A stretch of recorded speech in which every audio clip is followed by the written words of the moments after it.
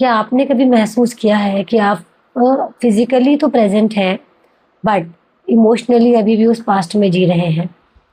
हो सकता है किसी ने कुछ ऐसा आपको कहा हो जो आपको अच्छा ना लगा हो, कोई किसी ने आपका ट्रस्ट को ब्रेक किया हो, कोई फेल्योर मिला हो, इवेंट पास हो चुका है पर वो पेन आज भी हमारे साथ है। इमोशनल बैगेज क्या है? ये एक ऐसी समस्या है जिससे बहुत सारे लोग अफेक्ट है साइलेंटली, और धीरे धीरे ये कई बार हमारे साथ लाइफ लॉन्ग चलता रहता है और हमें इमोशनली, फिजिकली, बिहेवियरली किस तरीके से ये प्रॉब्लम परेशान कर सकती है उसके बारे में हम जानते हैं। इसे समझने के लिए आप थोड़ा एक एग्जांपल से हम समझ सकते हैं। जैसे किसी ट्रैकिंग पे हम जा रहे हैं, उस ट्रैकिंग पे आपको रास्ता आपका स्मूथ है और आप आराम से रास्ते पे जा रहे हैं, आप उस रास्ते पर आपके पास एक खाली बैग है। जैसे-जैसे आप आगे बढ़ते हैं रास्ते पे, आपको एक फेल्योर मिलती है और आप एक स्टोन अपने उस बैकपैक में रख लेते हैं। ग्रेजुअली आगे बढ़ने पे आपको कुछ ऐसा ट्रस्ट किसी ने ब्रेक किया हो या फिर किसी ने कुछ ऐसा बोला हो जो आपको अच्छा ना लगा हो, आपने तुरंत दूसरा भी पत्थर, दूसरा स्टोन उस अपने बैग में रख लिया हो। और ग्रेजुअली हर एक नेगेटिव इवेंट होने पे हम एक-एक स्टोन से उस बैकपैक को फुल करना शुरू कर देते हैं और आगे बढ़ना शुरू करते हैं।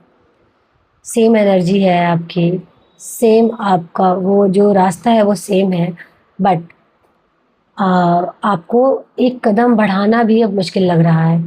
प्रॉब्लम उस रास्ते में नहीं है, उस माउंटेन में नहीं है, प्रॉब्लम है वो वेट जिसके साथ हम चल रहे हैं। एग्ज़ैक्टली सेम ऐसा ही हमारे अनएक्सप्रेस्ड इमोशंस, अनरिज़ॉल्व्ड इमोशंस के जो एक्सप्रेस नहीं होते, जो रिज़ॉल्व नहीं होते हैं, वो इमोशन लाइफ लॉन्ग हमारे साथ चलते रहते हैं और कभी इनविजिबल पेन के फॉर्म में हमारे साथ आगे बढ़ते जाते हैं, हम इसे समझ नहीं पाते हैं। यही जो इनविजिबल पेन है, वो हमारे प्रेज़ेंट थॉट को, इमोशंस को, बिहेवियर को अफ़ेक्ट करना शुरू कर देते हैं। अगर हम कुछ साइन को समझते हैं जिसके थ्रू हम चेक कर सकते हैं कि क्या वो इमोशनल बैगेज आज भी हमारे साथ है।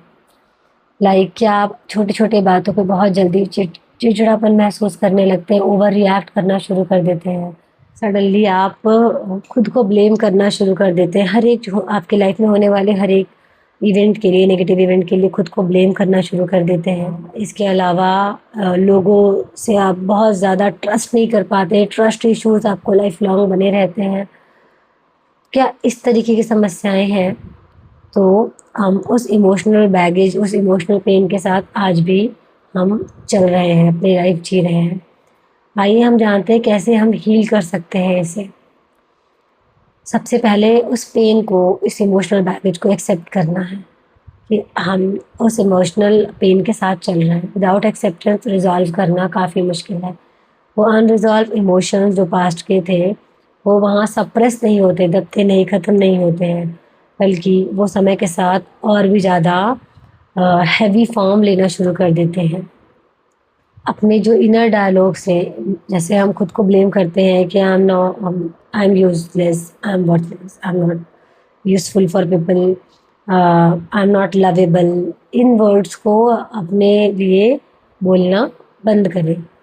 बिकॉज़ अगर हम, कोई हमारा लव्ड वन है, बहुत ज़्यादा हमारा करीबी जिसे हम बहुत चाहते हैं, अगर उन्हें हम ये शब्द बोलें, तो क्या उन्हें ये शब्द अच्छे लगेंगे?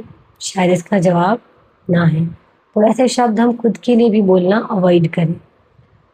प्रेज़ेंट में रहना शुरू करें, अपने उस मोमेंट में, जब आप जिस मोमेंट में हैं उसे एन्जॉय करना शुरू करें। अपने पास्ट में हुए चीज़ों को रिपीट करना, खुद से बार-बार उसे रिपिटिशन करना अवॉइड करें। अपने लिए कुछ समय हर दिन निकालना स्टार्ट करें। मेडिटेट करना शुरू करें, कुछ देर साइलेंटली सुबह, आपको जब भी समय मिले दिन भर में, मॉर्निंग में थोड़ा अच्छा होता है तो आप सुबह जो है 15 से 20 मिनट खुद के साथ समय बिताना शुरू करें, जिसमें आप सिर्फ एम्प्टी माइंड बैठने की कोशिश करें।